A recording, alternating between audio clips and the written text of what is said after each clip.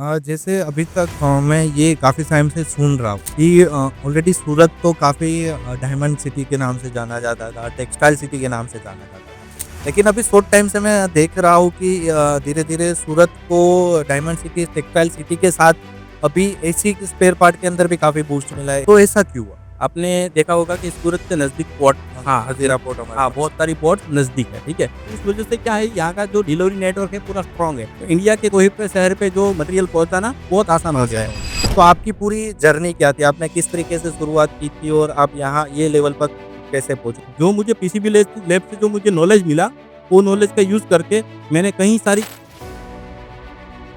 और उसको आज पूरे इंडिया में यूनिक्स के नाम से सप्लाई करता हूँ। था, तो फिर आपको ऐसा क्यों विचार आया कि मैं स्पेयर पार्ट का बिज़नेस करूँ? बट हमारा काम ये है कि भाई हम क्वालिटी पे काम कर रहे हैं, तो कस्टमर का कंप्लेन आए उसकी हम बरा नहीं दे नहीं सकते। थे, लेकिन अब अभी जो आपने क्यूनेक्स नाम रखा है, तो वो किस तरीके से आपके विचारों के, आपके विज़न के साथ मैच करता है? इसमें जो क्यूनेक्स में क्यू है, वो क्वालिटी और क्यू को दर्शाता है हाँ। और जो नेक्स्ट है, वो नेक्स्ट लेवल सॉल्यूशन को दर्शाता है। लेकिन कोई भी कंपनी जब रिब्रांडिंग करती है, तो उसके अंदर सबसे बड़ी दिक्कत ये रहती है कि जो लोग उसके पुराने नाम के साथ जुड़े हुए हैं, तो उसका जुड़ाव पुराने नाम के साथ होता है। तो ये दिक्कत सबसे बड़ी रहती है, फिर भी आपने डिसीज़न क्यों लिया रिब्रांडिंग? क्योंकि हमारे लिए नाम बदलना बहुत मुश्किल था और इसमें बहुत विचार-विमर्श किया, उसके बाद बदला। बट इसके पीछे एक कहानी है। हुँ, हुँ। उसमें एक दफ़ा ऐसा था,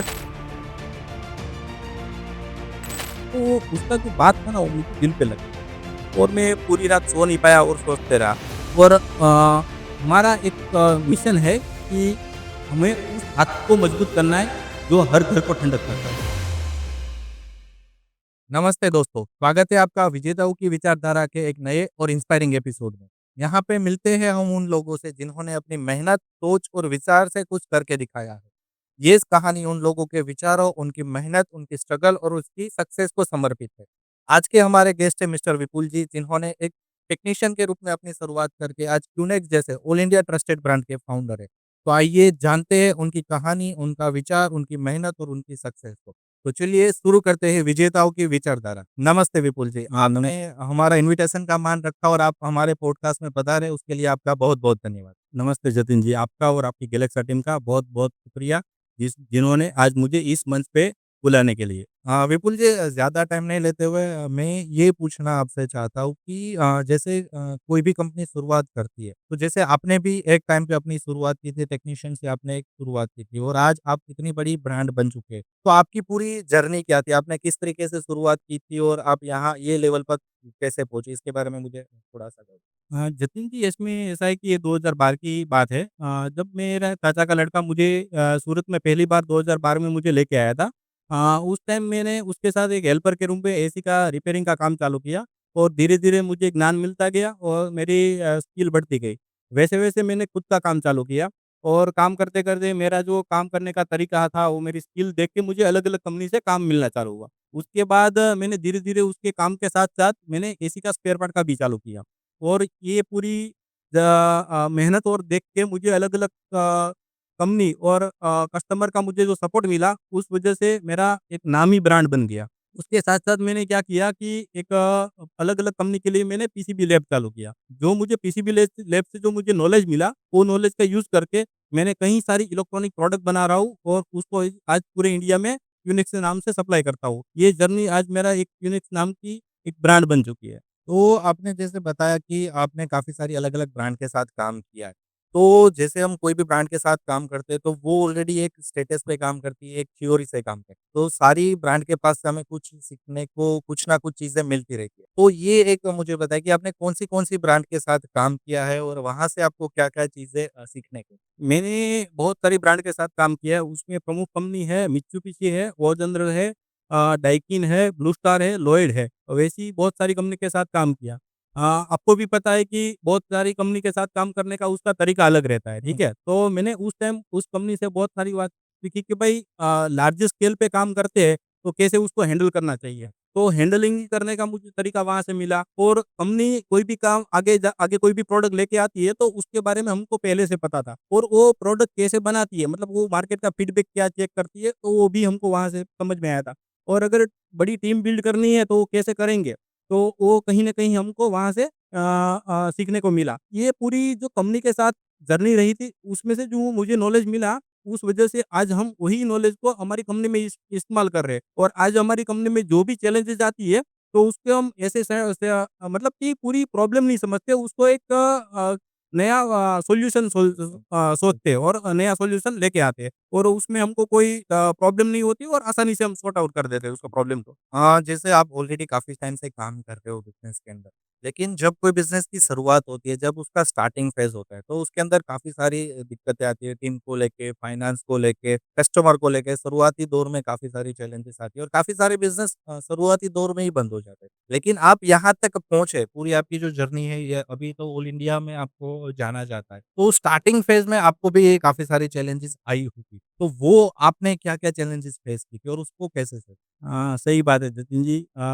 कभी कोई भी कंपनी बड़ी होती है तो ऐसे नहीं होती, उसमें स्ट्रगल बहुत करना पड़ता है और बहुत सारी चैलेंजेज़ आती है। हमारे स्टार्टिंग फेज़ में वो चैलेंजेज़ थी कि भई हमको लोगों से जुड़ना और टीम बिल्ड करना सबसे बड़ी प्रॉब्लम थी। क्योंकि हम कहीं पे काम लेने जाते थे, तो हम उस टाइम हमारी उम्र छोटी-सी थी और तो हमको छोटा लड़का समझ के कोई काम नहीं देता था हुँ, और अगर दे भी दिया, तो वो सोचते कि भई उस टाइम एसी बहुत महँगे थे। उस वजह से क्या करते थे कि भई 50-60 हज़ार का एसी कहीं बिगड़ ना दे।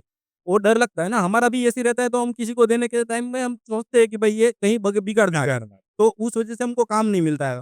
बट अगर धीरे-धीरे हमको काम मिलना चालू हुआ, बट काम तो मिलता गया बट उसमें बाद में दूसरा दिक्कत आया कि भाई टीम बिल्ड करना, क्योंकि एसी का काम ऐसा है कि बिना अकेले से नहीं होगा, उसके लिए टीम चाहिए।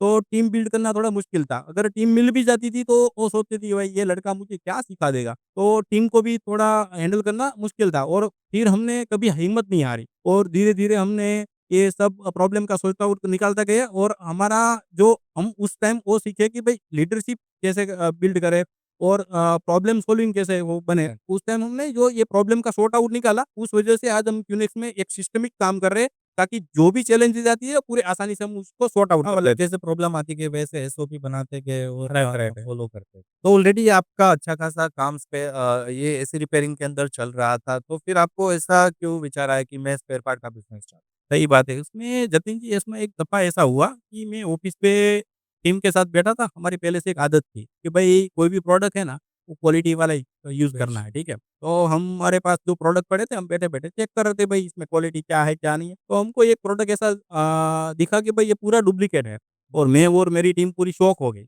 और सोचा कि ये प्रोडक्ट ऐसी है और हमने पूरा लिस्ट निकाला भई कौन से कस्टमर के वहाँ डाली गई है। तो फिर ऐसा हुआ कि हमने तुरंत निर्णय लिया कि पहले इसको प्रोडक्ट हम कंपनी से मँगवाएँगे।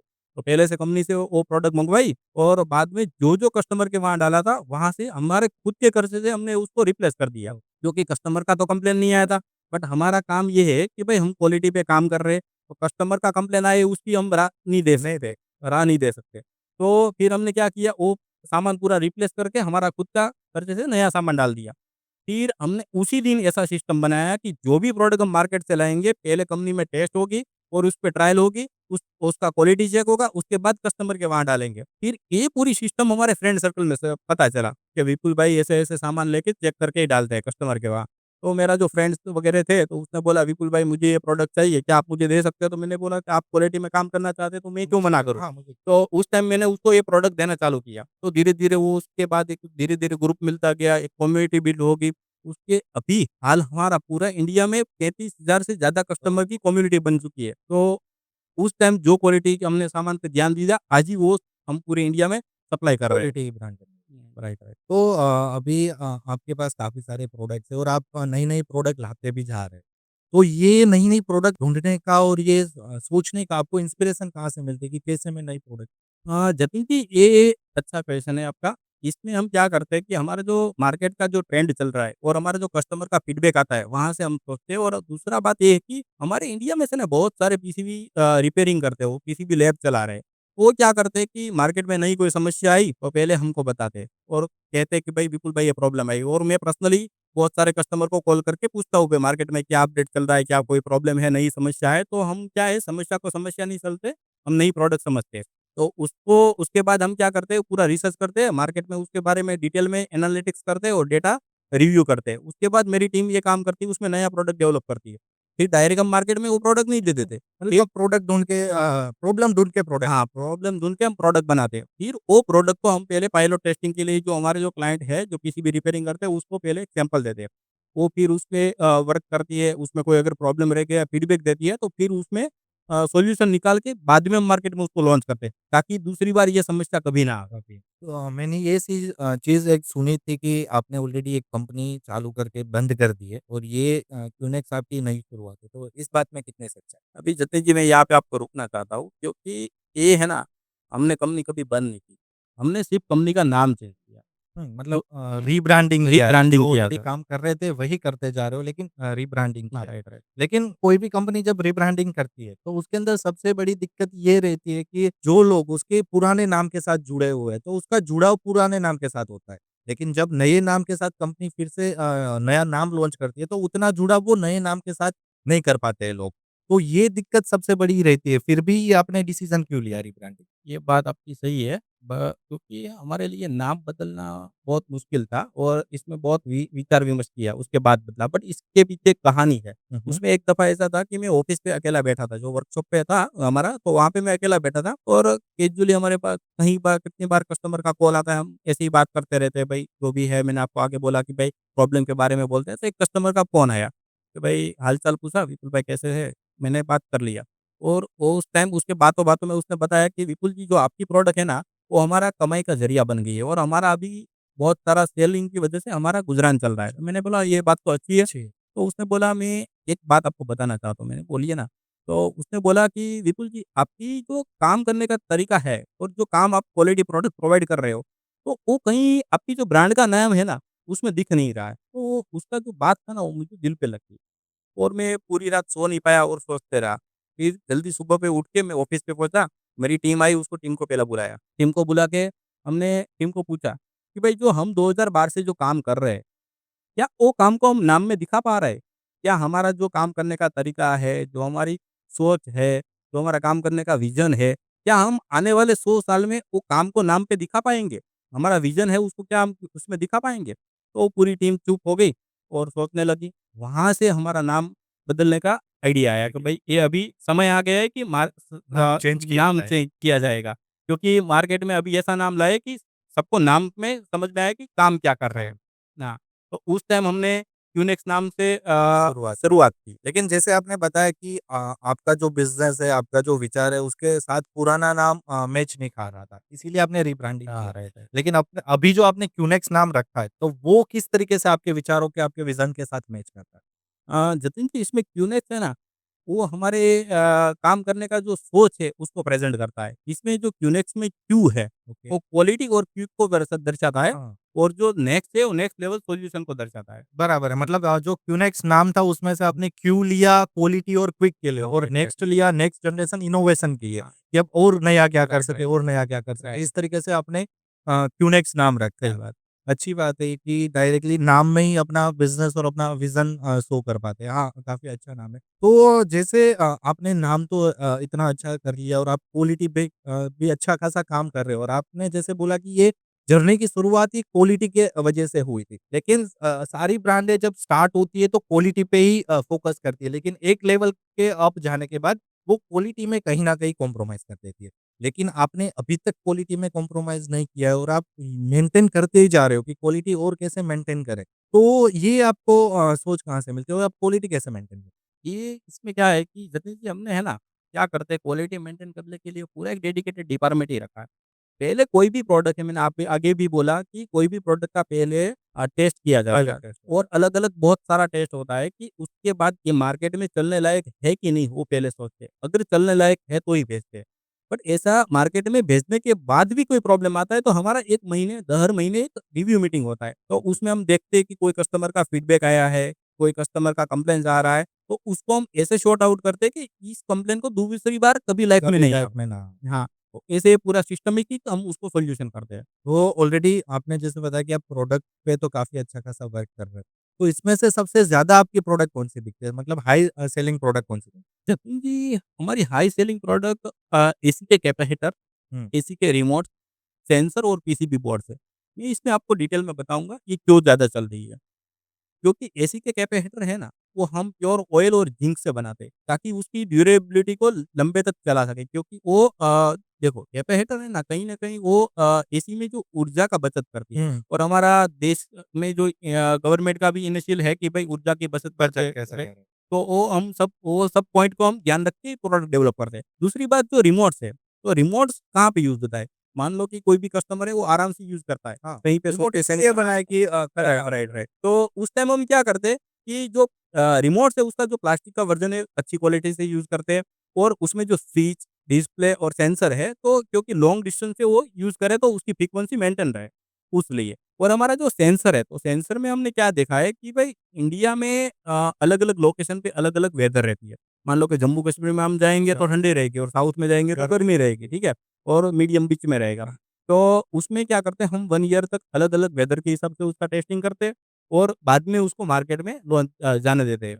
तो और अभी हम रिसेंटली ये सब सारी प्रोडक्ट बहुत सारी कंपनी को सप्लाई भी कर रहे हैं। लेकिन कितना भी क्वालिटी पे ध्यान रखा जाए, कितनी भी अच्छी प्रोडक्ट हम लोग बिल्ड कर लें, लेकिन कहीं न कई बार कोई ना कोई प्रोडक्ट में तो तकनीकी खराबी रह ही जाती है, तो कैसे भी करके। फिर भी आप इतना ध्यान रखने के बावजूद भी अगर कस्टमर की कोई प्रोडक्ट को लेके कंप्लेंट आ गई, तो वो कंप्लेंट पे आप कैसे मैनेज करते जतिन जी पहले तो हम है ना कोई कस्टमर की कंप्लेन आने का शिकायत का मौका ही हैं? नहीं देते, ठीक है? और अगर आ गई तो उसके लिए हमने एक डेडिकेटेड डिपार्टमेंट बना रखा है और एक हेल्पलाइन नंबर है। तो जहाँ पे भी कोई कस्टमर का कंप्लेन आता है तो या तो व्हाट्सएप कर सकता है तो मैं कभी भी कॉल कर सकता है। तो हम क्या करते हैं वो डिपार्टमेंट तुरंत उस एक्शन ले लेता है और उसको सॉर्ट आउट जल्दी से जल्दी ऐसे लाता है कि वो कंप्लेन दोबारा कभी ना दोबारा आए। ना। जैसे अभी तक तो आपने बताया कि आप ऑलरेडी क्वालिटी पे अच्छा खासा काम कर रहे हो, आपके पास हर एक प्रॉब्लम के लिए अलग डेडिकेटेड टीम है, पीसीबी लैब से, तो इतनी सारी चीज़ों में आपकी पकड़ है। लेकिन फिर भी ऐसा मैं कुछ पूछूँ कि कोई एक क्वेश्चन में कि मतलब आपकी ब्रांड की सबसे बड़ी स्ट्रेंथ क्या है? आप किस स्ट्रेंथ के बिहाफ़ पे इतना बड़ी कंपनी ब्रांड बन पा ये सही क्वेश्चन है आपका। इसमें हमारी ब्रांड की सबसे बड़ी स्ट्रेंथ है हमारी टीम और हमारा सप्लायर। इसमें हमारी टीम है ना पूरा विश्वास से, पूरी लगन से काम करती है और हमारा जो सप्लायर है ना, वो हमारा जो क्वालिटी वाला प्रोडक्ट प्रोवाइड करता है और टाइमली डिलीवरी करता है। ये दोनों को मिलकर हमारी ब्रांड है स्ट्रॉन्ग बनती है। जैसे आपने बताया कि आपकी 2 स्ट्रॉन्ग चीज़ें, एक सप्लायर हो गया और टीम हो गया। तो सप्लायर्स तो काफ़ी सारे रहते हैं और हर एक बिज़नेस के अंदर सप्लायर्स तो रहेंगे ही रहेंगे। लेकिन आपके सप्लायर्स का मैंने सुना था कि वो ज़्यादा आप पे ट्रस्ट करते हैं। तो वो क्यों ट्रस्ट करते हैं आप में इतना? उसमें जतिन जी हमारा सप्लायर हम पे ट्रस्ट करने की वजह ये है कि हमारा सप्लायर से जो हम कमिटमेंट करते हैं, वो पूरी शिद्दत से हम निभाते हैं। चाहे वो पेमेंट की कंडीशन हो या लॉन्ग टर्म कमिटमेंट हो, वो हम उसको फ़ॉलो करते हैं। और दूसरी बात वो कि हमारा पहले से क्वालिटी पे ध्यान देने की जो आदत सी है, तो उस वजह से हम क्वालिटी मटेरियल ही इम्पोर्ट करते हैं, मतलब उससे लेते हैं। पहले तो उस वजह से क्या रहता है कि हमारी ब्रांड तो बड़ी होती है, उसमें जो रॉ मटेरियल यूज़ हुआ है उसकी उसका भी नाम कहीं न कहीं क्योंकि उसका सप्लायर है, तो कहीं न कहीं कस्टमर वो तो देखता है कहाँ से वो आया होगा कहाँ से आया? और कौन-सी ब्रांड का यूज़ किया हो। हाँ। तो हमारे साथ-साथ उसकी भी ब्रांड बिल्ड हो डेवलप हो रही है। तो उस वजह से वो हमारे साथ ये सालों से तो जुड़े हुए हैं और आगे जुड़े भी तो रहेंगे। ट्रस्ट भी करते हैं। Yes, yes. लेकिन ये तो अपना एक ये हो गया सप्लायर्स के लिए। दूसरा आपने बताया था टीम। जब कोई ब्रांड की बात आती है, बड़ी कंपनी की बात आती है, तो बड़ा होना तो टीम के अलावा पॉसिबल ही नहीं है। अकेले हाथ से तो हम लोग इतना बड़ा नहीं हो सकते। तो आप ये टीम जो एक कंपनी का फाउंडेशन होती है, एक कंपनी का पिलर होती है, जिस पे सारी कंपनी डिपेंड रहती है। तो वो टीम के लिए आप क्या करते हैं? हम टीम के लिए पहला तो है ना टीम हमारी फैमिली, हुँ। ठीक है? तो हम टीम के लिए क्या करते हैं कि उसका पर्सनल डेवलपमेंट करते हैं और प्रोफेशनल डेवलपमेंट करते हैं। ताकि वो क्या होती है कि टीम पे हम टीम के लिए ऐसा करते हैं कि डेली मीटिंग रहती है, हमारी वीकली मीटिंग रहती है और मंथली मीटिंग रहती है। तो उसमें हम कंपनी के गोल के लिए तो काम करते हैं, बट उसके जो पर्सनल गोल रहते हैं कि कहीं न कहीं सबका तो गोल अलग-अलग रहता है। अलग रहे। तो उसके गोल के लिए भी हम बहुत वर्क करते हैं, ताकि वो खुद हमारी कंपनी तो बड़ी होगी, वो खुद भी बड़े होंगे। मतलब सिर्फ़ और अपने लिए नहीं, वो लोग अपने लाइफ़ में राइट, क्या इम्प्रूव कर सकें, राइट, राइट, अपने फैमिली में क्या इम्प्रूव राइट। कर सकें, उसके तो ऊपर हम इस वर्क वजह से हमारे साथ वो जुड़े रहते हैं क्योंकि उसको वही चाहिए ना, क्योंकि और क्या चाहिए? क्योंकि उसका खुद का भी सेल्फ डेवलपमेंट सेल्फ डेवलपमेंट होना बाकी कंपनीज़ में उतना ध्यान नहीं दिया जाता टीम पे राइट, राइट। पर्टिकुलरली कि जो सिर्फ़ कंपनी ग्रो कैसे करे उस पे ही बात होती है। लेकिन हाँ, आपके यहाँ कंपनी के साथ वो लोग भी कैसे ग्रो करें उसके राइट। ऊपर बात होती है। तो ये ग्रो की बात चल रही है तो ये चीज़ है कि आपने अभी काफ़ी शॉर्ट टाइम के अंदर ऑल इंडिया आप ग्रो करते जा रहे हो। तो ये इतने शॉर्ट टाइम में कैसे मुमकिन हुआ पूरा इंडिया कवर करना? जतिन जी उसमें ऐसा है कि हमारे जो पूरे इंडिया में जो स्पेयर पार्ट के शॉप ओनर है, उसका बड़ा कंट्रीब्यूटर है। उसमें क्या करते हैं कि हम जो इंडिया में जो स्पेयर पार्ट शॉप ओनर है, उसके लिए हम क्या करते हैं कि उसको टेक्नोलॉजी का सपोर्ट करते हैं और इन्वेंटरी मैनेजमेंट के लिए सपोर्ट करते हैं और डिजिटल मार्केटिंग के लिए, ताकि वो उसके बिज़नेस को पूरी आसानी से ग्रो कर सके। और इस वजह से आज हमारे साथ नए-नए काफ़ी शॉप ओनर भी जुड़ रहे हैं और अभी ऐसे वो सब मिल के हमारे पूरे इंडिया में हमको ज़्यादा ज़्यादा एक्सपांड कर रहे हो, एक्सपांड बहुत लोग हेल्प कर रहे हैं। Yes, yes. हाँ, लेकिन जब ये बात आती है टेक्नोलॉजी, आपने बताया कि आपके बिज़नेस में टेक्नोलॉजी अच्छी तरीके से यूज़ हो रही है, आप डिजिटल मार्केटिंग करते हो। तो आपका एम पॉइंट क्या है? मतलब आप बिज़नेस में किस तरीके से टेक्नोलॉजी का इन्वॉल्वमेंट ले रहे हो? क्या रोल है टेक्नोलॉजी का आपके बिज़नेस में? जतिन जी, इसमें मैं ऐसा बताना चाहूँगा कि कोई भी बिज़नेस आज के समय में करने के लिए बिना टेक्नोलॉजी से थोड़ा पॉसिबल मुश्किल है, ठीक है? तो उसके लिए हम क्या करते हैं, मान लो कि सप्लाई चेन्स को मैनेज के लिए हमने एक टेक्नोलॉजी बना के रखी है। अगर कोई कस्टमर का कोई भी प्रॉब्लम आता है, तो उसके लिए एक सिस्टम बना के रखा है, जो टेक्नोलॉजी से चलता है। और मतलब कि नया प्रोडक्ट कोई इन्वेंट करना है, तो उसके लिए भी हम सिस्टम मतलब कि टेक्नोलॉजी का यूज़ करते हैं और इन्वेंटरी मैनेजमेंट के लिए करते हैं। टीम को ट्रेंड करने के लिए और मतलब वो सब पूरी जो भी जर्नी है हमारा जो काम करने का तरीका है वो हर एक पिलर पे हमने एक-एक टेक्नोलॉजी का अलग-अलग हाँ, टूल्स मतलब का ऐसा मान के चले कि आप पूरा टेक्नोलॉजी ओरिएंटेड बिज़नेस चलाते हो, पर्सन ओरिएंटेड आपका बिज़नेस नहीं है, ज़्यादातर यस, यस, टेक्नोलॉजी के ऊपर डिपेंड। यस। और जब टेक्नोलॉजी की बात हो ही रही है तो एआई का नाम आए ना आए ऐसा तो पॉसिबल ही नहीं है। तो आपका क्या मानना है? एआई आप एडॉप्ट करने वाले हो अपने बिज़नेस में नहीं करो? अभी सही बात करूँ ना जतिन जी, एआई का यूज़ हम अभी रिसेंटली कर ही रहे हैं। बट और हमारी जो प्रोडक्ट है और हमारी सर्विस को पर्सनलाइज़ करने के लिए हम आने वाले समय में आईओटी जैसी टेक्नोलॉजी का भी यूज़ करेंगे। ताकि हम अ, खा क्विक सॉल्यूशन तो दे रहे हैं बट स्मार्ट भी सॉल्यूशन उसको प्रोवाइड ठीक कर है। सकें इसलिए। बिल्कुल जी, जैसे हम कोई कंपनी की शुरुआत करते हैं, तो शुरुआती दिनों में हमने कभी ऐसा नहीं सोचा है कि हम ये लेवल तक पहुँच जाएँगे। तो अपने आपने जब कंपनी की शुरुआत की थी, तब क्या आपने सोचा था कि आप पूरी इंडिया में फ़ेमस होगे, आपकी ब्रांड, आपका नाम पूरी इंडिया में जाना जाएगा? सही कहूँ ना जतिन जी, ऐसा कभी सोचा नहीं था बट हमने एक बुक रीड किया था, उसमें क्या था कि 1% पर डे इम्प्रूवमेंट। इम्प्रूवमेंट। तो उसमें हमने उस 1% इम्प्रूवमेंट के लिए हमारे पर्सनल और कंपनी के डेवलपमेंट में ध्यान दिया। उसमें क्या किया हमने, जो हमारी टीम रहती है, हमारी प्रोडक्ट्स है और हमारी जो सर्विस जो करने का जो तरीका है, सर्विस प्रोवाइड करने का, तो उसमें क्या करते हैं, हम डेली 1% इम्प्रूवमेंट करते हैं। जो आज है उसको हम कल कैसे कल बेटर कैसे करें, बेटर कर कल सकें? कैसे बेटर करें। ज़्यादा नहीं करना, सिर्फ 1% करना 1% है। करना है, ज़्यादा नहीं करना है और उस वजह से आज क्या हुआ कि ये इतनी हम पीछे जो पूरी जर्नी में नज़र डाल दें तो एक सपना को हकीकत होने के जैसा हमको महसूस हो रहा है। हाँ, तो 1-1 परसेंट करके अभी तो हज़ारों परसेंट हमने सही प्रूव बात कर है। लिया। अभी तो आप काफ़ी अच्छी तरीके से ग्रो करते जा रहे हो काफ़ी शॉर्ट टाइम में भी आपने पूरा इंडिया कवर करते जा रहे हो। लेकिन आपके आने वाले 10 साल का विज़न क्या है? आप 10 साल में क्या करने वाले हो? उसमें जितनी जी हमारा है ना, आगे आने वाले 10 साल के लिए विज़न हमारा पूरा क्लियर है कि हमारी जो ब्रांड है, उसको वैश्विक स्तर पे ले जाना और ग्लोबली। ग्लोबली ले जाना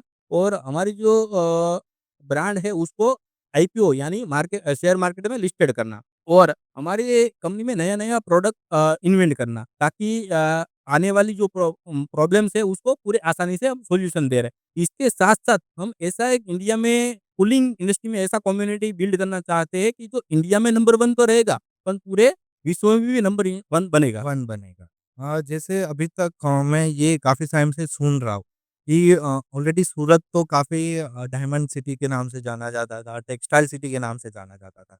लेकिन अभी शॉर्ट टाइम से मैं देख रहा हूँ कि धीरे-धीरे सूरत को डायमंड सिटी, टेक्सटाइल सिटी के साथ अभी एसी के स्पेयर पार्ट के अंदर भी काफ़ी बूस्ट मिला है। एसी स्पेयर पार्ट और एसी के रिगार्डिंग भी काफ़ी बूस्ट मिला है। तो ये धीरे-धीरे सूरत के अंदर एसी का मार्केट बढ़ता जा रहा है। तो ऐसा क्यों हुआ?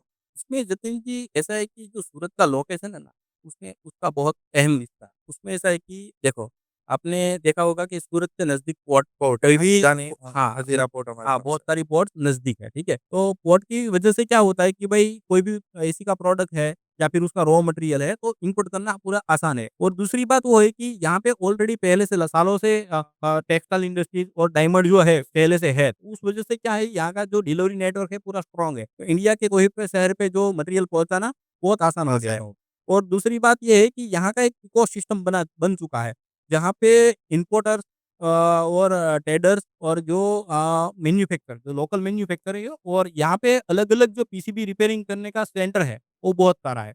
और यहाँ पे स्किल सेंटर भी है, जिस वजह से यहाँ पे वो लगातार आपको पता है कि भई जहाँ पे इकोसिस्टम होता है, वहाँ का लोकल इकोनॉमी ज़्यादा ज़्यादा ग्रो ज़्यादा कर बूस्ट करता है। हाँ, तो उस वजह से ये सूरत है थोड़ा आगे। और तीसरी बात ये है कि मेक इन इंडिया का इनिशियल की वजह से यहाँ पे जो लोकल मैन्युफैक्चर है उसको भी बूस्ट मिल रही है। तो कहीं न कहीं हमारा जो विदेश पे निर्भर था, तो वो मेक इन निर्भरता इंडिया ने या निर्भरता कम करती है, कम ठीक है? और हमारी इकोनॉमी को भी बूस्ट मिलता है। कर और चौथी बात ये है कि आपने रिसेंटली सुना होगा कि सूरत में सेमीकंडक्टर चिप में 840 करोड़ का इन्वेस्टमेंट मिला है। देखा और इस वजह से क्या है, यहाँ पे कहीं न कहीं इलेक्ट्रॉनिक मार्केट उभरता हुआ नज़र आ रहा है। नज़र आ और अभी रिसेंटली भी अभी सुना है कि और दूसरे इन्वेस्टमेंट आ रहे हैं गुजरात में। तो कहीं न कहीं ये सूरत इस फील्ड में हब बनने जा रहा है। अभी मैंने सुना था कि सुना है कि जैसे सूरत के साथ-साथ मतलब पूरे इंडिया में एसी का मार्केट धीरे-धीरे बढ़ता जा रहा है, एसी स्पेयर पार्ट का मार्केट धीरे-धीरे बढ़ता जा रहा है। तो आने वाले 5-10 सालों में इंडिया में ये सेगमेंट के लिए क्या स्कोप है? इसमें जतिन जी ऐसा है कि आने वाले स्कोप में क्या है कि देखो, अभी आपने रिसेंटली बहुत सा 3-4 साल से देखा होगा कि हर साल गर्मी में गर्मी में ज़्यादा हाँ, सर्दी होती है, बढ़ होती है। ठीक है? तो इस वजह से पहले क्या था, एसी का जो लग्ज़रीज़ आइटम में गिना जाता है, बट अभी ये ज़रूरत की चीज़ हो गई है। अभी क्या है, स्कूल, कॉलेजेस जो कॉर्पोरेट ऑफ़िस है, घर से वो घर में भी 1-2 एसी लगे तो एसी लगे हुए रहते हो। तो अगर देखो एसी का कंज़म्पशन बढ़ेगा तो उसका मेंटेनेंस चलेगा। तो मेंटेनेंस की वजह से उसका स्पेयर पार्ट की डिमांड बढ़ेगी, ठीक है? तो स्पेयर पार्ट की डिमांड बढ़ने की वजह से इसमें बहुत सारी अपॉर्च्युनिटी अभी ओपन हो रही है। दूसरी बात कि जैसे मेट्रो सिटी में एसी का कंज़म्पशन था, वैसे ही अभी टियर 2 और टियर 3 सिटी में भी बढ़ रहा है। गाँव में भी ये लगने लग गए। लगने लगा है। तो वहाँ पे भी सर्विस के लिए अलग-अलग स्पेयर पार्ट का भी डिमांड बढ़ेगा। तो वहाँ पे कहीं न कहीं वो बड़ी मार्केट बनती जा रही बनती है। जा रही अभी जो व्यक्ति इसमें काम कर रहा है और आगे जो करने वाले हैं, तो उसके लिए ये बहुत गोल्डन मौका है कि आने वाले 20 साल, 30 साल तक इसमें बहुत सारा अपॉर्च्युनिटी दिख रहा है। कहीं न कहीं जो देखो कोई भी प्रोडक्ट चलती है तो उसके पीछे, और अभी रिसेंटली मोदी जी ने बोला कि भाई make in India product he use करो, विदेश की प्रोडक्ट बंद करो। तो कहीं न कहीं वही प्रोडक्ट की ज़रूरत इंडिया से ही पड़ेगी। तो यहाँ पे ट्रेडर्स लाइन में जा सकते हैं या फिर मैन्युफैक्चरिंग भी कर सकता है, तो वहाँ पे कहीं न कहीं उसकी कंज़प्शन बढ़ने वाला है। वैसे हम लोग जानते हैं कि गर्मी में तो बढ़ोतरी होने ही वाली है, कम तो होने वाला नहीं है। तो जितनी गर्मी बढ़ेगी उतना एसी का कंज़प्शन बढ़ेगा और एसी का कंज़प्शन बढ़ेगा उतना एसी का स्पेयर पार्ट का कंज़प्शन बढ़ेगा। तो आने वाले टाइम में इंडिया के लिए एसी के अंदर मार्केट काफ़ी अच्छा और ये होने वाला फास्टेस्ट ग्रोइंग इंडस्ट्रीज़ है। है। इंडस्ट्री से हुँ। वो हो भी होने भी चाहिए क्योंकि इतना कंज़प्शन है तो कहीं न कहीं रिक्वायरमेंट सभी घरों में अभी हो रहा है। और ये जैसे आपने बताया था कि ये चीज़ तो हो गई इंडस्ट्री का स्कोप बढ़ने की, लेकिन जितना स्कोप बढ़ता जा रहा है, जितनी डिमांड बढ़ती जा रही है, उतनी नई-नई प्रोडक्ट मार्केट में आती जा रही है। और आपने जैसे शुरुआत में बताया कि आपने फेस किया था कि आपको डुप्लीकेट प्रोडक्ट मिल गया था। तो अभी जो नए-नए लोग आते जा रहे हैं मार्केट में जिसको उतना नॉलेज नहीं रहता प्रोडक्ट को लेके, तो अगर उसको प्रोडक्ट कहीं से परचेज़ करना हो, पीसीबी वाले को प्रोडक्ट परचेज़ करना हो, शॉप ओनर को प्रोडक्ट परचेज़ करना हो, तो वो सेलर को कैसे वेरीफ़ाई करे कि ये ऑथेंटिक सेलर है या फिर ये सेलर पे भरोसा किया जा सकता है या नहीं किया जा ये बढ़िया सवाल पूछा आपने, क्योंकि ये हर कोई के मन में क्वेश्चन आता रहता है, ठीक है? तो उसके लिए मैं आपको उसको एक ही सुझाव देना चाहता हूँ कि पहले वो देखो कि तो जो स्पेयर पार्ट जहाँ से ले रहे हो या फिर मँगवा रहे हो, वो कितने साल से वो इंडस्ट्री में है। तो वहाँ से आपको ख्याल आता है, क्योंकि कोई भी चीज़, कोई भी व्यक्ति इतने साल तक वहाँ पे टिका है, तो कहीं न कहीं जेन्युइन ही है। जेन्युइन ही हो सकता है, ठीक है? और दूसरा बात कि उसके पास क्या जीएसटी नंबर है, तो उसके पास जीएसटी नंबर मँगवा के गवर्नमेंट पोर्टल है, जीएसटी का गवर्नमेंट पोर्टल में जाके वो नंबर सर्च कर सकते हैं, तो उसमें पूरी डिटेल मिल जाएगी। तीसरी बात वो है कि उसका ऑनलाइन प्रेज़ेंट क्या है, वो भी देखना चाहिए।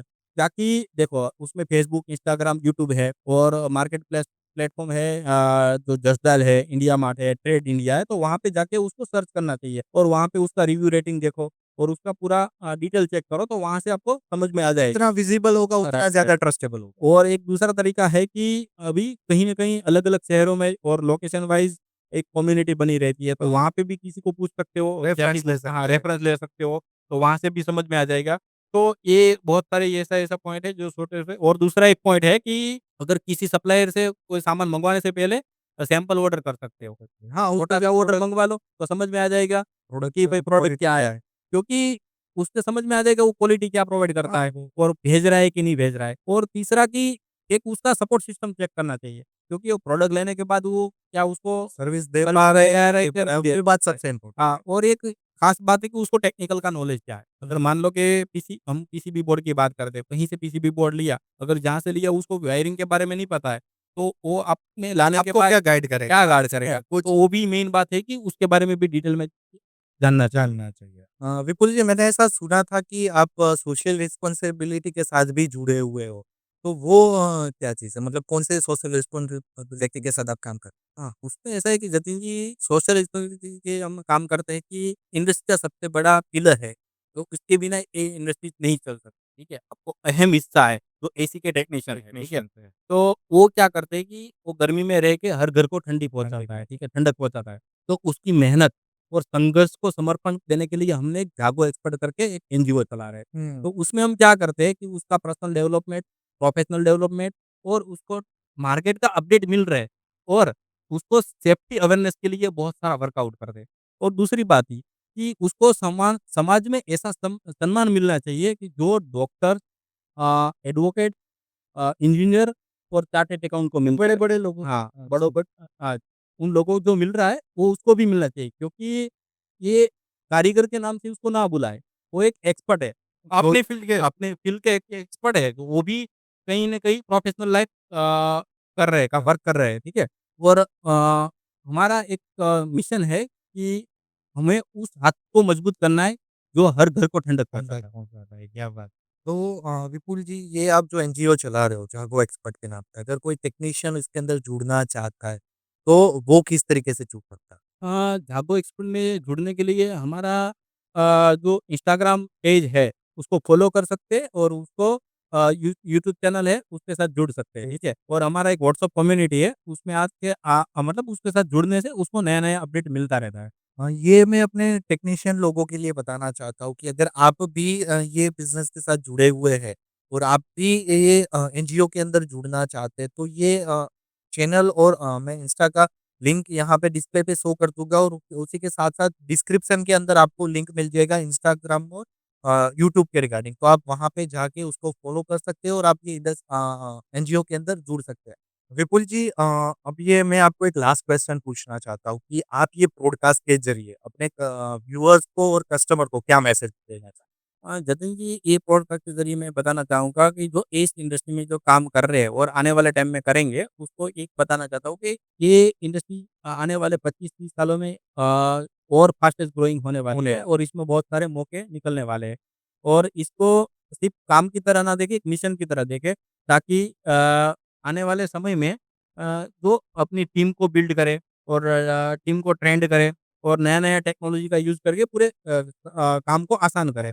और टूल्स का यूज़ करके नई-नई तकनीक निकाले और वो मार्केट का जो नया-नया अपडेट आ रहा है उसके साथ चले और पूरे बिज़नेस को तेज़ी से एक्सपेंड करे। और हम साथ मिलकर इंडिया में एक ऐसा कम्युनिटी बिल्ड करें जो कूलिंग इंडस्ट्री में नंबर 1 हमारा इंडिया में तो बने बट वर्ल्ड में भी नंबर 1 बने ताकि हम जो कम्युनिटी जो प्रोडक्ट डेवलप करेगी वो इंडिया से बाहर एक्सपोर्ट करेगी और ताकि हमारी जो इंडियन इकोनॉमी है उसको और मजबूत बनाया जाए।